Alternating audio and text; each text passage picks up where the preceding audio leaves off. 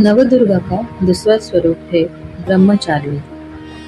ब्रह्मचारिणी का अर्थ तप की चारिणी यानी तप का आचरण करने वाली। देवी का यह रूप पूर्ण ज्योतिर्मय और अत्यंत भव्य है। इस देवी के दाएं हाथ में जप की माला है और बाएं हाथ में यह कमंडल धारण किए है। पूर्व जन्म में इस देवी ने हिमालय के घर पुत्री रूप में जन्म लिया था और नारद जी के उपदेश से भगवान शंकर को पति रूप में प्राप्त करने के लिए घोर तपस्या की थी। इस कठिन तपस्या के कारण उन्हें तपश्चारिणी अर्थात ब्रह्मचारिणी नाम से अभिहित किया गया।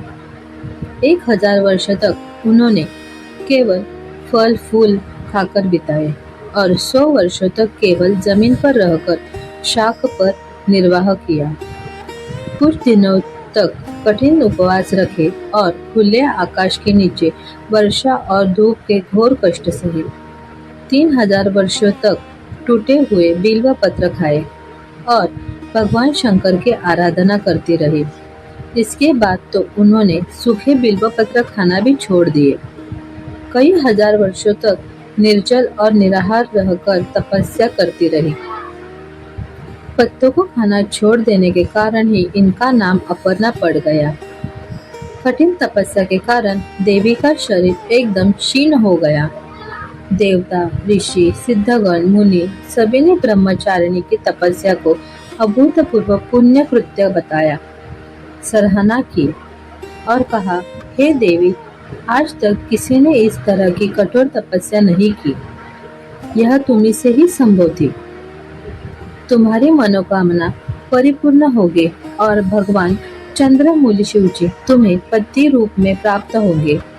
अब तपस्या छोड़कर घर लौट जाओ।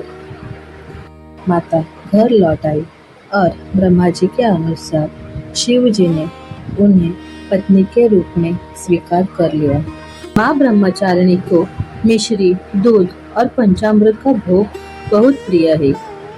माँ ब्रह्मचारिणी का बीज मंत्र ह्रीं श्री अंबिकाय नमः है।